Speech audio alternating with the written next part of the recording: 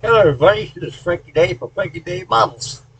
Okay, for this Monday evening, I have for you video number 2 from my Trumpeter 1/32 scale at F8F BEARCAT.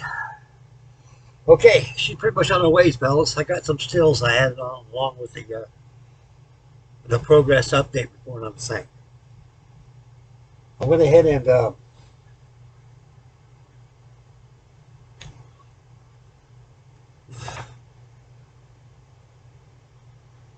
cut out the wing bays and everything.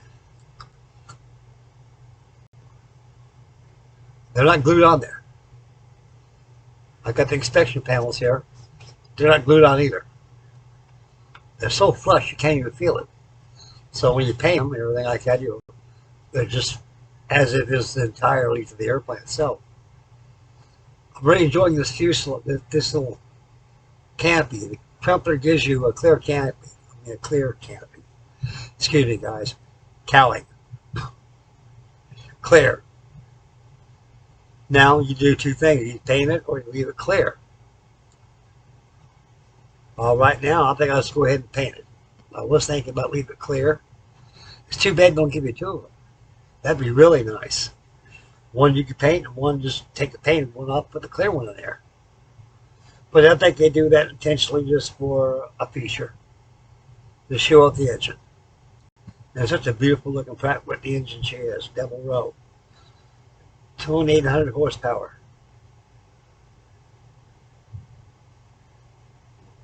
All that's left is the undercarriage, canopy. I've got the guns all painted and everything. The gun base all painted. These gun bases all painted too. I just temporarily put them on the wing like that, like I did right here. So I just put them on there be as if you can't see the guns. Well, you will see the guns. Let's go ahead and pop up those covers right there. You can see them. But I'll just go ahead and follow suit. I'll just get the guns all painted and everything. Put it inside like it's supposed to. Just put the covers on there. If I decide someday I want to take some pictures and want to show the guns, just paint the cover on. And that's optional. Whatever you want to do. But I'm having so much fun with this thing. It's really, it's a dandy of a model. Now, looks like this thing really could have done something in the war. Looks like a Hellcat on steroids. That's exactly what it looks like. That's probably what it is. An F8F Hellcat on steroids.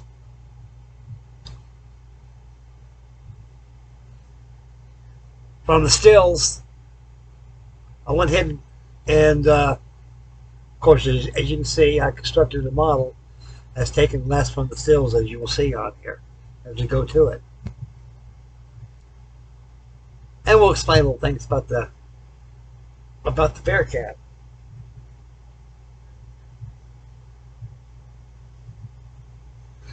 The BEARCAT is one of those things that happens during wartime when nobody knows when the war will come to an end. Nobody knew. Even Paul Tibbets, when he dropped the first atomic bomb in Japan, he didn't think the war would end right then and there. No one ever knew. You got to remember during wartime, we had designers for the manufacturers like Boeing, Chanspot, Consolidated, Douglas, Grumman, Curtis. All these companies were kept on throwing in more designs on these guys. A lot of these designs were kept on file even before the war even started. And they saved these things. As the war goes by, they say, hey, how about that airplane that we looked at one time ago? It looked like it's some kind of a pursuit ship. It looked like we're going to do something. Oh, they mean the BEARCAT? Yeah, bring it out. They bring out the prints and look at it like that, and they said, this thing is still not in production. And they said, no, we haven't even did. And they go ahead and take the plans out, and they go ahead and get the draftsman, and they take over and finish up the direct off, and they construct the airplane. That's how it works back in those days. They kept on bringing out new equipment because we had to. We were at war. Well, at the war's end, the BEARCAT was too late for the war.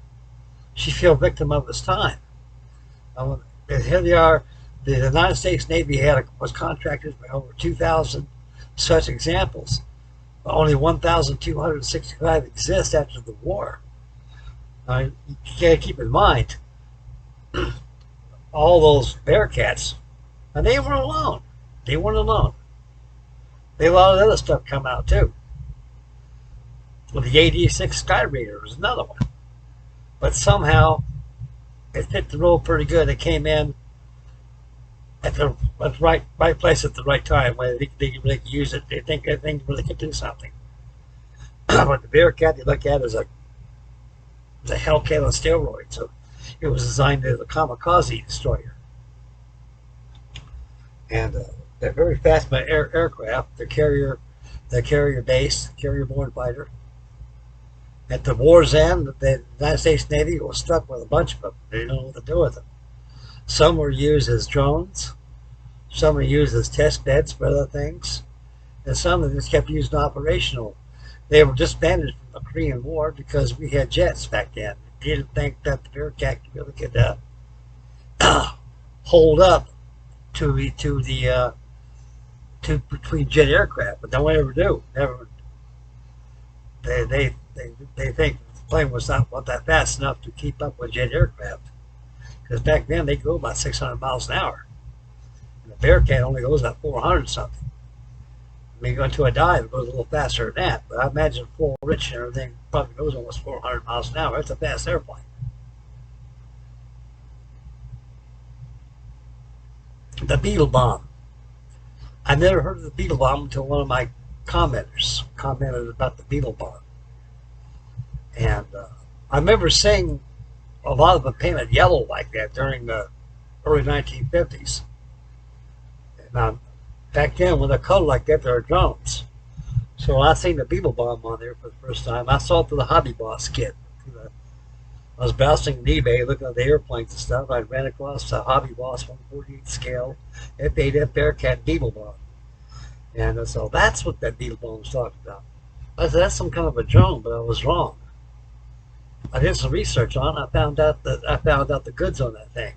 It was a demonstration plane for the Blue Angels. It was a show opener. It was the adversary for the Blue Angels. And at the time, the Blue Angels were flying F8F Hellcats. Then after that, they went to AT6 Texans. After that, they went to the Bearcats. And by 1949, the F9F Cougars or Panthers came out. And the Blue Angels were probably formed before that, right after the war. And so they kept that Bearcat right there as a demonstration plane, just like Al Williams used the Grumman Goldhawk as a demonstration plane, as a show opener, to keep the people amused so they could watch the aerobatics and the speed that thing had. Well, one day, imagine they had an air show where they crashed and burned. That was 1950, 51, I think it was. And the pilot was killed and the plane was totally destroyed. So that's the Beetle Bomb.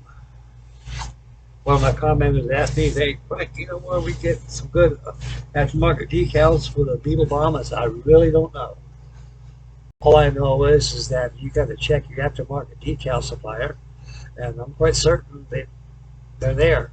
I'm quite sure they're there. The Hobby Boss has got them, and I'm quite sure the aftermarket company's got better ones than that. So you got to check that out.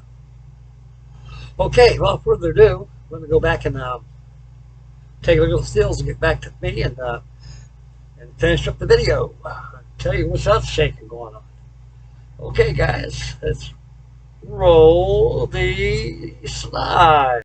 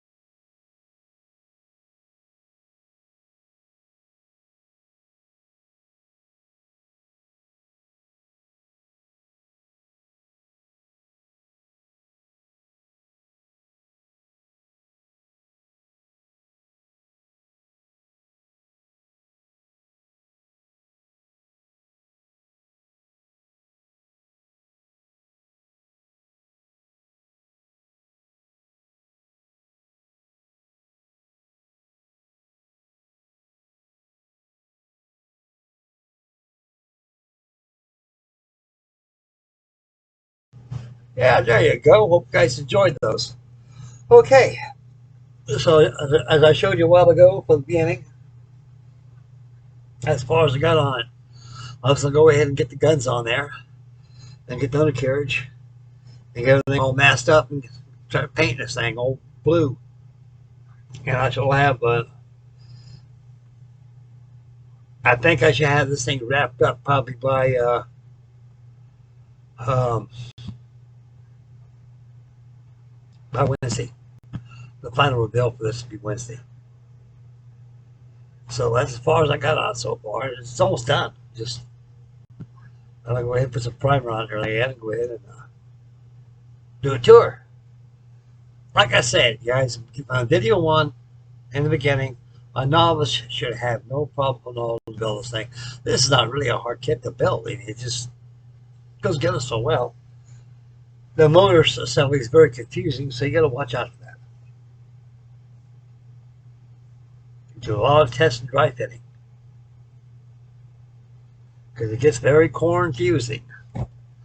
Okay, I've been here, there, everywhere. I've been on the Corsair. I've been on the BEARCAT, Skyhawk. I'm diagram that old A1 Sky Raider right there. I got to hurry for that. I'll get to that when I get to it. The old Sandy. Last night during drying time on the BEARCAT, I brought out an old vacuum form kit I've been dallying with the last couple of days. Just to see what I can do with this thing. ID Vacuum Forms are a vacuum form company, and they make vacuum form kits, and they're not the best in the world, but they're okay. This here is no stranger to all of us mothers. This is the famous Lockheed Hudson.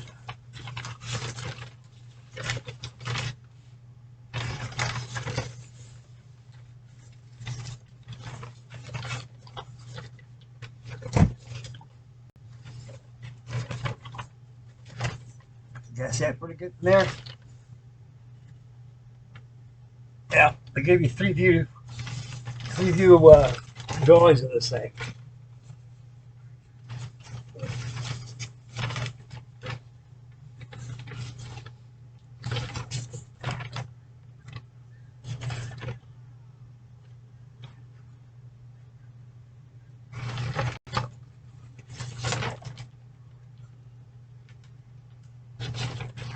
That's all there is for plans.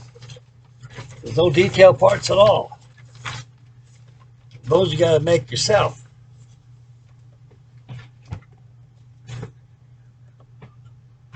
Here are the wings. You got to add spars in there.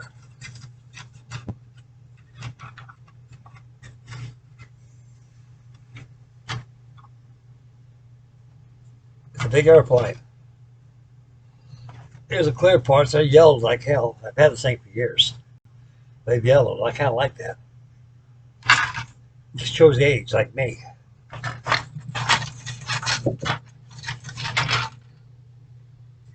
Cut out all those windows.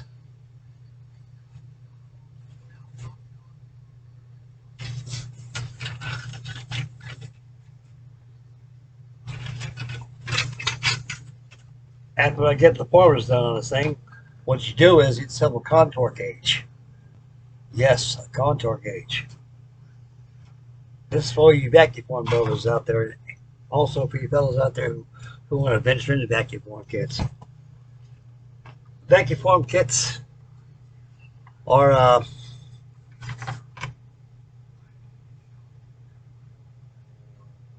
building of their own. It's a combination between scratch building and what you got here in my hand here. So to get the correct formers for this thing, you have to take a contour gauge. You lay this flat on the table. You take a contour gauge and you push down, and those wires will form around the fuselage. And you trace on a piece of plywood, on a piece of cardboard pattern. You do it forward, keep it doing it until it's all there. Then you make your seats, your flight deck, your everything. It's all got to be stretch built. Contour gauge is the answer. I think it's a guesswork I put formers. Because you got to put the formers there. This is all squished. It's like mush. You got to put formers in these things.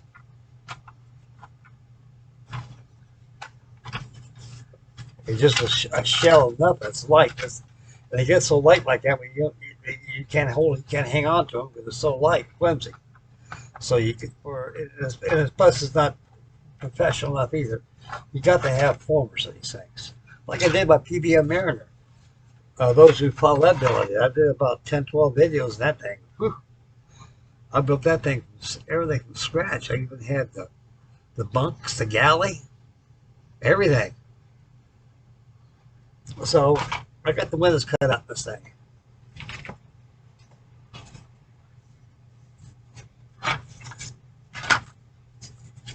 And where I got that door right there, you can see what's XXX right there. I got to cut that out. Up here, I got to cut this out. In place of that,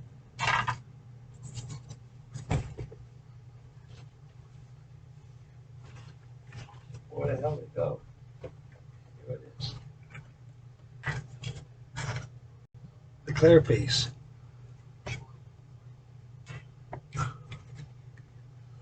I'll fit over like that. And I'll put a lip across there inside here where I can catch me flush and put a little filler on there. And mask your windows right there, and there you go. The same thing on the top up here.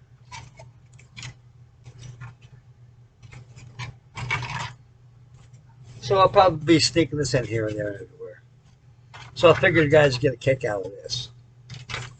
So this is my 1/32 scale ID Decaform model of the Lockheed Hudson, known as the L-14. The Hudson bomber is one of the first aircraft that we gave England during the Lend-Lease program during the war because they needed them really bad because they had Admiral Ansons they're using, and those Hudsons actually took the place of those Admiral Ansons. And the English got better use out of them than we did. The same thing with the Baltimore bombers, the Marylands. All those old ones we had that we couldn't use anymore. We made good use of those too as well. This Hudson's not a hard kit build. It's pretty easy. To me, it's simple. Stabilizer and everything. I got to cut all the stuff off those sheets.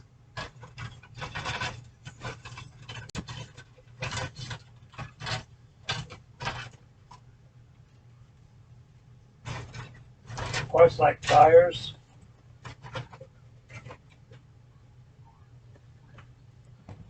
Parts like tires. Engines. You're on your own. They're going to be made by these. And or you could probably get a couple of kits you kind of bust it up like 1/32 scale kits and bust up, save those engines for that. You gotta do it the old fashioned way, make your own engine. Get yourself a punch out all these discs and build up your cylinders. Okay, that's about as much as I got going, fellas.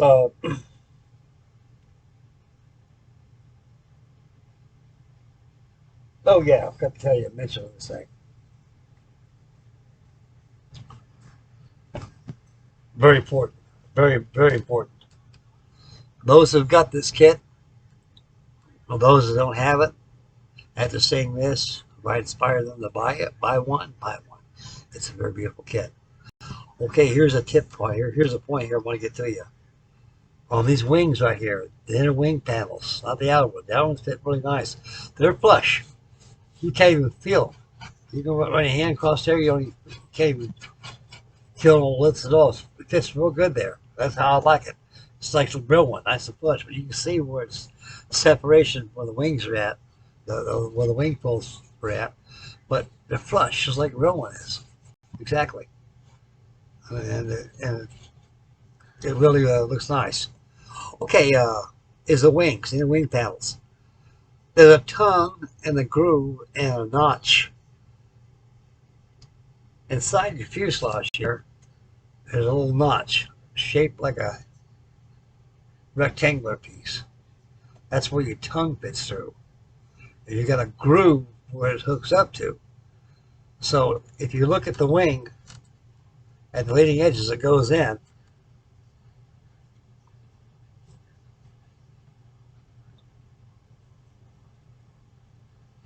As the wing goes in this way, there's a lip that comes up like that and goes this way. So here's your wing. Here's the leading edge where it plugs into your fuselage. It's like a little tongue, like a tongue and groove thing, like a lip. And that lip fits over like that, and it comes over, and it fits over here. And that lip has got to fit flush inside the fuselage root where it joins to the wing root. It's got to be flush, and it's tricky. So you got to do a little sanding in there a little bit.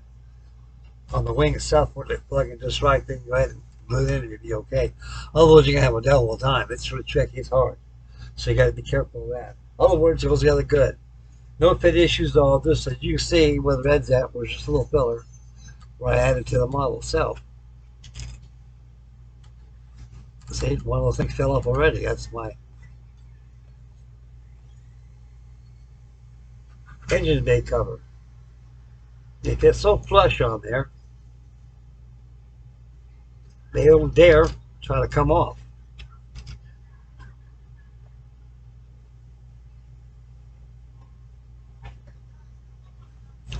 Okay, that's about it for the BEARCAT.